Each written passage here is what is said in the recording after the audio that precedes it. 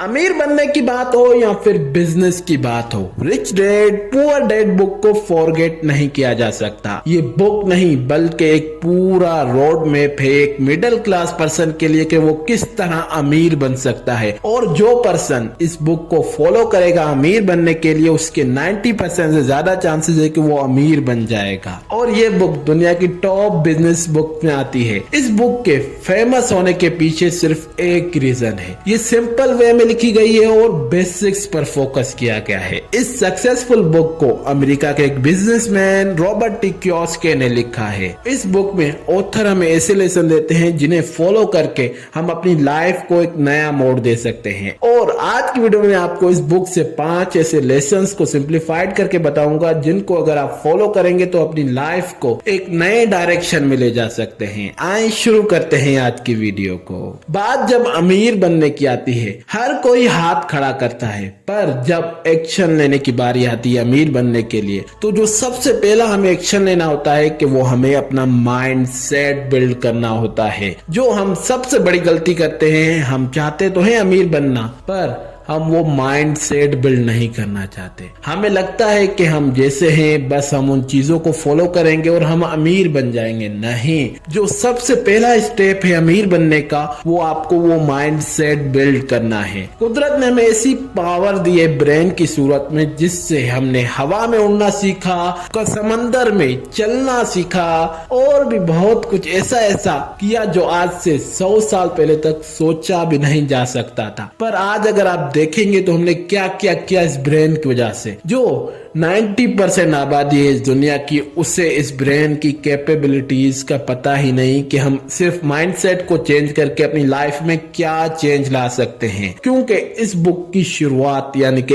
Introduction में ही author mindset की power के बारे में बताते हैं। वो अपने फादर्स के दरमियान डिफरेंस करके बताते हैं कि उसका जो रियल फादर है वो मिडिल क्लास है और जो उसका रिच डैड है यानी कि उसका मेंटोर वो एक बिजनेसमैन है। उन दोनों के दरमियान क्या डिफरेंस है जो एक को अमीर बना रहा है और एक को मिडिल क्लास में रख रहा है। तो उन डिफरेंस में जो सबसे पहला डिफरेंस है, एक का जो माइंडसेट है, जब भी वो पैसों के बारे में बात करता है तो वो कभी भी नेगेटिव बात नहीं करता। क्यों नेगेटिव बात नहीं करता? क्योंकि जब हम किसी चीज के बारे में नेगेटिव बात करते हैं तो हमारा ब्रेन उस चीज को नेगेटिव बनाना शुरू कर देता है और हमें जब भी हमें कोई ऐसी अपॉर्चुनिटी मिलती है कि हम उसे ग्रैब करके इस चीज को अचीव कर सकते हैं, तो हमारा ब्रेन बोलेगा कि ये गलत है, इसे छोड़कर तुम किसी और जगह किसी और अपॉर्चुनिटी को तलाश करो। जैसे ऑथर खुद बताते हैं कि जब मेरा रियल फादर पैसों के बारे में बात करता था तो वो कहता था कि money is bad, it is root of all evils, यानी कि पैसा तमाम बुराइयों की जड़ है। पर मेरा रिच डैड यानी कि मेंटोर जब पैसों के बारे में बात करता था वो कहता था लैक ऑफ मनी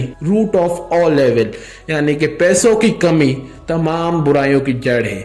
और इसी तरह जब मेरा रिच डैड किसी चीज को देखता था जो उसे अच्छी लगती थी, वो कहता था how can I afford it. इसी तरह मेरा रियल फादर यानी कि पुअर डैड किसी चीज को देखता था तो वो कहता था I can not afford it. ये जो दो सेंटेंस है, I can not afford it और how can I afford it, इन दो सेंटेंस के अंदर बड़ी पावर है। एक जो सेंटेंस है I can not afford it, इससे आपका ब्रेन बिल्कुल ब्रेक में चला जाता है, रिलैक्स हो जाता है, क्योंकि उसे सोचने की जरूरत ही नहीं पड़ती। पर जो दूसरा सेंटेंस है how can I afford it, इससे हमारा ब्रेन ओपन हो जाता है, अपॉर्चुनिटीज को देखने लगता है कि मैं किस तरह किस अपॉर्चुनिटी पर काम करके अपने लिए ये चीज खरीद सकता हूं। अगर आपको अमीर बनना है तो आपको सबसे पहले अपने बिलीव्स को चेंज करना पड़ेगा। पैसों के हवाले से अपने माइंडसेट को बदलना पड़ेगा कि पैसा बुरी चीज नहीं बल्कि एक अच्छी चीज है और ये वर्ल्ड की रियलिटी है। बस ये हमारे मिडिल क्लास के अंदर बिलीव है कि पैसा गलत चीज है। नहीं, इन रियलिटी पैसा एक अच्छी चीज है जिससे आप बहुत कुछ ऐसा कर सकते हैं जिससे आप सोसाइटी का फायदा कर सकते हैं, अपनी फैमिली के लिए बहुत कुछ अच्छा कर सकते हैं। इसलिए सबसे पहले आपको ये बिलीव्स तोड़ने पड़ेंगे। आए बढ़ते हैं अपने दूसरे लेसन की तरफ। Rich don't work for money. क्यों वो काम नहीं करते?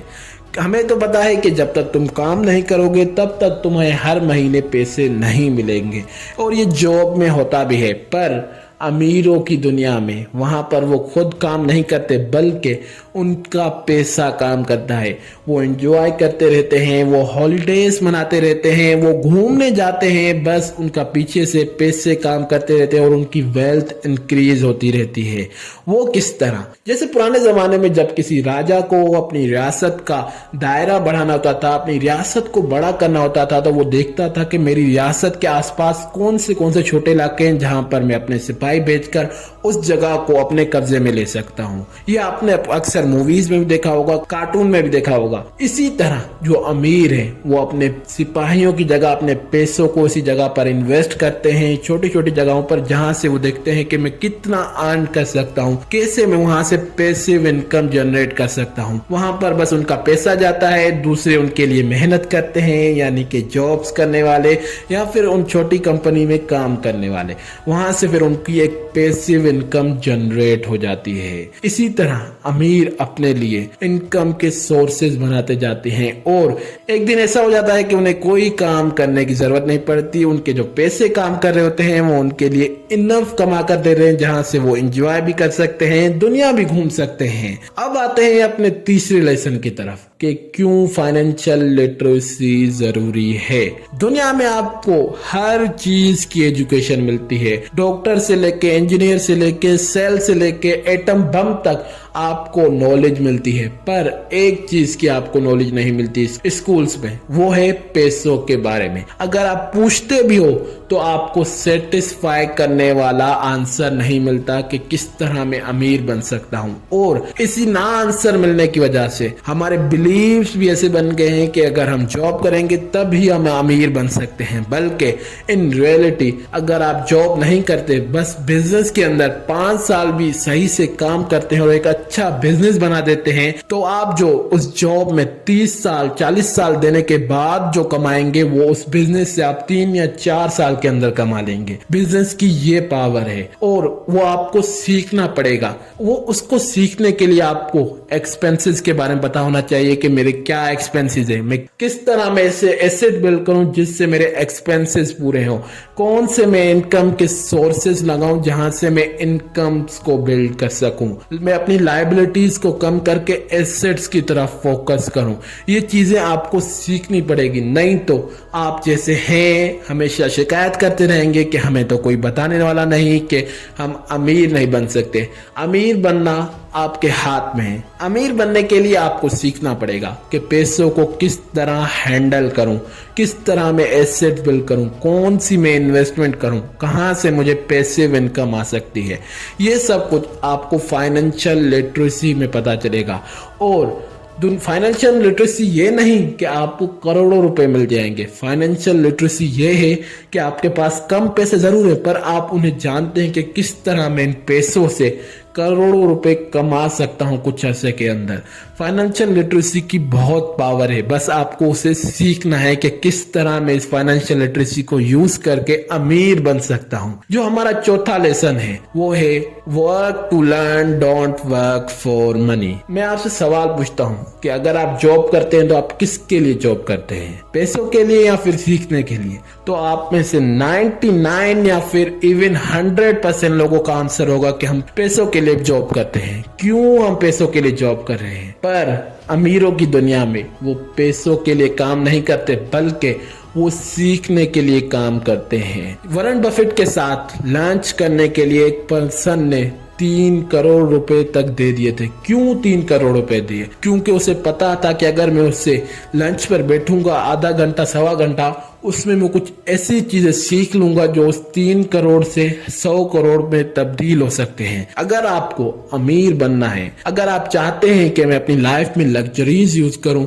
तो आपको पैसों के लिए काम करने के बजाय सीखने के लिए काम करना पड़ेगा। जब आपके पास स्किल्स होंगी कि किस तरह मैं सेल कर सकता हूँ, किस तरह मैं नेगोशिएट कर सकता हूँ, किस तरह मैं पब्लिक स्पीकिंग कर सकता हूँ, किस तरह मैं इस चीज को बना सकता हूँ, किस तरह मैं उसकी ये प्रॉब्लम सॉल्व करके पैसे कमा सकता हूँ, तो आपके पास एक पूरा प्लान तैयार होगा कि मैं कौन कौन सा काम करके इतने पैसे कमाकर अपनी लाइफ को एक नया वे दे सकता हूँ। तो सीखने पर फोकस कीजिए पैसों के बजाय। तो शायद कुछ अर्सा आपको लोगों के ताने सुनने पड़े कि ये फालतू है, बस ऐसे ही अपना टाइम वेस्ट कर रहा है, पर जब आप कोई चीज सीख कर आगे बढ़ोगे तो वो उनको एक करारा जवाब होगा कि सीखना कितना इम्पोर्टेंट है। जो हमारा 5वां लेसन है वो है एसेट्स और लायबिलिटीज। अगर मैं आपसे पूछूं कि एसेट्स क्या है, तो जिन्होंने रिच डैड पुअर डैड या फिर इसकी वीडियोस वगैरह देखी होंगी इस बुक्स के बारे में, उन्हें तो पता होगा कि एसेट्स और लायबिलिटीज क्या है। पर जिन्हें नहीं पता उन्हें एक्सप्लेन कर देता हूँ। एसेट्स यानी कि वो चीजें जो आपकी जेब में पैसा लेकर आए। लायबिलिटी